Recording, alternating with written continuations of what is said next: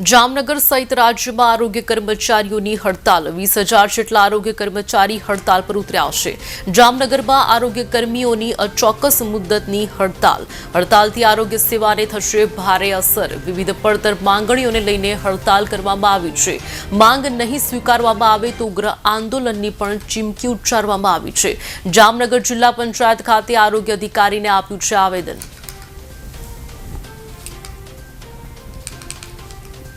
गुजरात राज्य आरोग्य कर्मचारी महासंघना आदेशना अन्वये आज 17/3/2025 रोज जामनगर जिला पंचायतना 33 प्राथमिक आरोग्य केन्द्रना फील्डना कर्मचारीओ अचोक्कस मुदतनी हड़तालमां आजथी जोड़ाशे।